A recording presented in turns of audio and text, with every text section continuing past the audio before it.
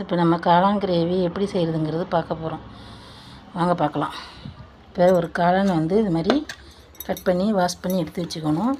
ஒரு 4 வெங்காயம், ஒரு தக்காளி கட் பண்ணி வச்சுக்கிறோம். அப்புறம் கொஞ்சம் தேங்காய், கொஞ்சம் ஜீரகம், ஒரு பெருஞ்சீரகம். இப்போ எப்படி செய்கிறதுங்கிறத பார்க்கலாம். இப்போ வந்து தேங்காய், ஜீரகம், பெருஞ்சீரகத்தை மிக்சியில் சேர்த்துக்கலாம். தேங்காய், ஜீரகம், பெருஞ்சீரகம் 3ஐயும் மிக்சியில் சேர்த்தாச்சு. இப்போ அரைச்சி எடுத்துப்போம். இப்போ அடுப்பில் வந்து மண் பாத்திரத்தை ஒன்று வச்சுக்கிறோம். ஸ்டவ்வை ஆன் பண்ணி சட்டி இப்போ காயட்டும். இப்போ பாத்திரம் காய்ஞ்சிட்டு இப்போ ஆயில் கொஞ்சம் சேர்த்துக்கிறோம்.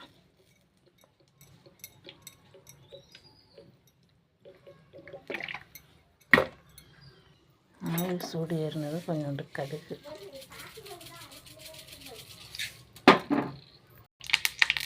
இந்த மாதிரி நல்லா பொரிஞ்சு வந்ததுக்கப்புறம் 4 சின்ன வெங்காயத்தை எடுத்து நம்ம போட்டுக்கலாம்.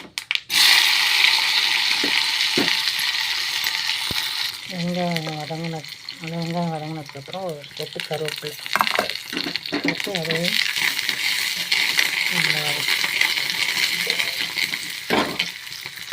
கருவேப்பிலை பொரிஞ்சதும் கொஞ்சம் 2 தக்காளி அதையும் நல்லா எண்ணெயில் வதக்கும். தக்காளி வதங்கும் போது கொஞ்சம் உப்பு சேர்த்துக்கும். தக்காளி வதங்கிட்டு இப்போ காளான் சேர்த்துக்கும். காளான் சேர்த்து ஒரு கரெக்டு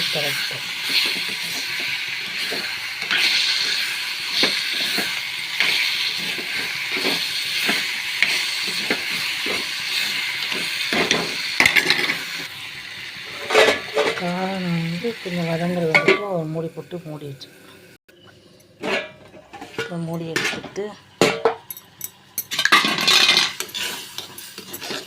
காளான் வதங்கிருக்கு.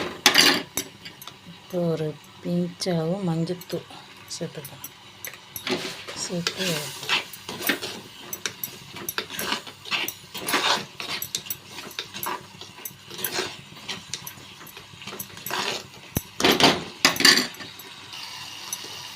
ஒரு ஸ்பூன் மிளகாத்தூள்,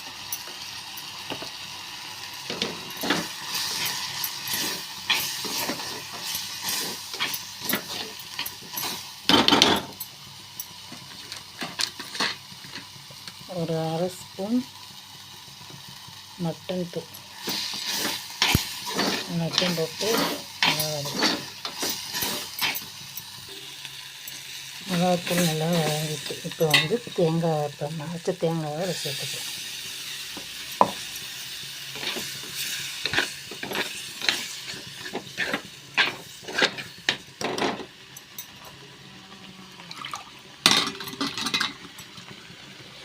சேர்த்து தண்ணி சேர்த்து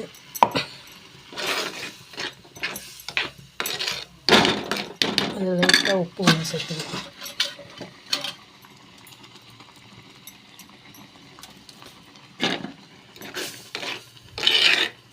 நல்லா கொதிக்க மூடி போட்டு மூடி வச்சுக்கலாம். இப்போ நம்ம ஓப்பன் பண்ணி பார்க்கலாம் எப்படி இருக்குன்னு. காளான் கிரேவி ரெடி ஆகிட்டு.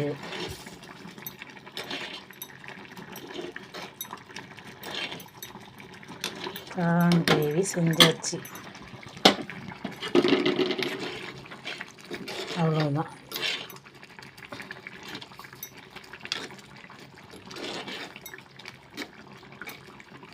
அருமையான சுவையான காளான் கிரேவி தயார். ஹலோ ஃப்ரெண்ட்ஸ், நீங்களும் இதேமாரி செஞ்சு பாருங்கள். எப்படி இருக்குன்னு டேஸ்ட் பண்ணி பார்த்து கமெண்ட் பண்ணுங்கள், சப்ஸ்கிரைப் பண்ணுங்கள், லைக் பண்ணுங்கள்.